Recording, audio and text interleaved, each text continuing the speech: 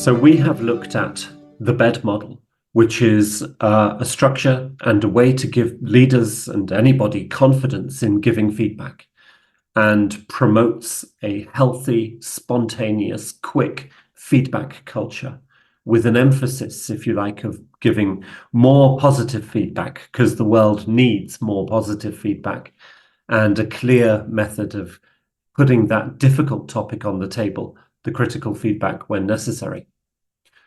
What we're looking at now is a critical feedback session. So it's actually a scheduled meeting, because you're getting a level of performance from one of your people, and it's not what you need. So the actual performance in the picture on the left is way away from the desired performance, and there is a gap, and it is your job as a lead, as your leadership responsibilities of measuring, judging, decision, and control.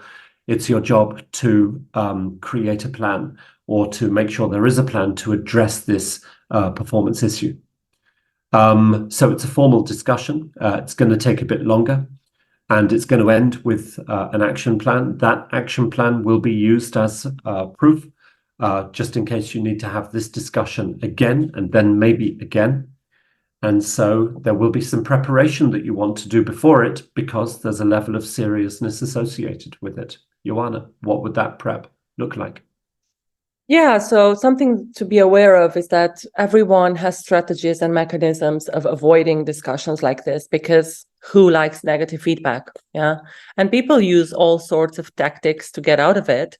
So before we go into these discussions, we need to do some homework.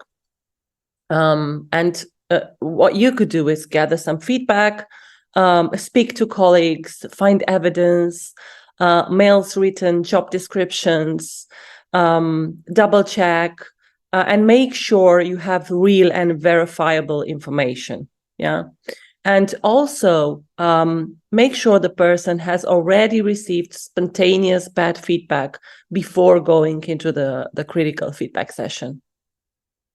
And just before we move over to Mike for the process, what you say is critically important, that you do go into this session prepared. Yeah, it's because as you say, they won't really want to be there for the discussion, and they may try and get out of it.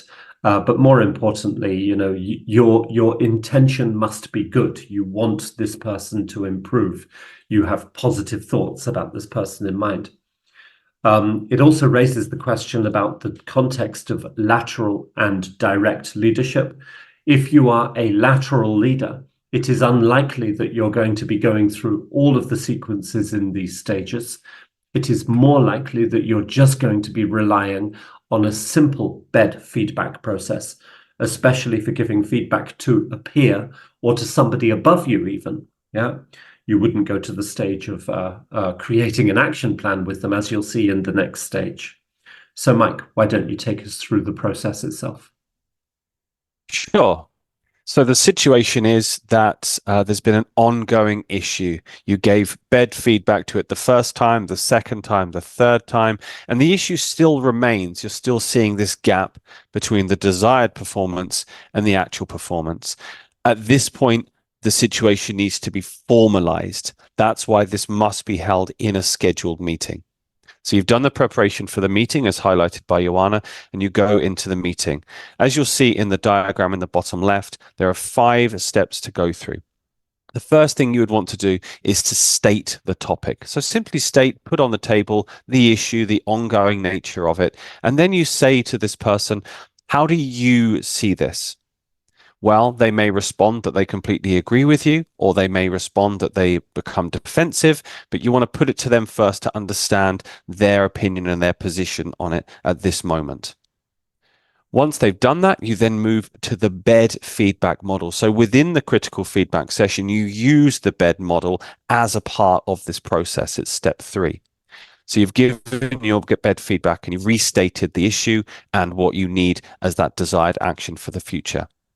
Step 4 is then to ask them the question, do you see my point? Effectively, do you agree? Do you understand now that this is entirely necessary? Again, they may say yes, or they may say no. If they say no, then it's a matter of looping back around to step 2, saying, okay, how do you see it? And then allowing them to express themselves, but then we need to restate our position. So we need to go back through the BED model to be clear on what the behavior is, what the effect of that behavior is, and what needs to happen going forward. Once you've done that, maybe once, maybe twice, maybe 3 times, and you state, do you see my point? Hopefully the final case do. The question you then put to them is, how can you improve? What must come from a critical feedback session is an action plan. You need to see them taking steps to correct this issue. Otherwise, it may continue to progress down that formal line.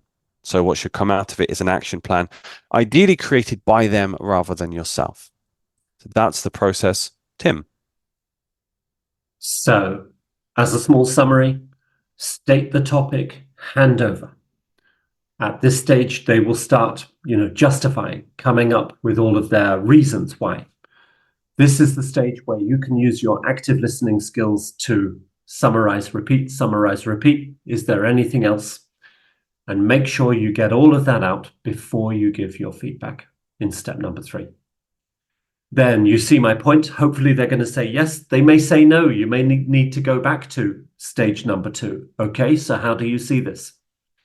And summarize, repeat before again giving your feedback. And it may be exactly the same. That's absolutely fine. Then to stage number 4, you see my point. And then how can you improve? This action plan has to come from them. Because if it doesn't, then there's going to be no stickiness. It's not going to sit. It's not going to be seen as something that is really for them. So there are several examples that we can give behind this, but we will save those for another clip. So enjoy.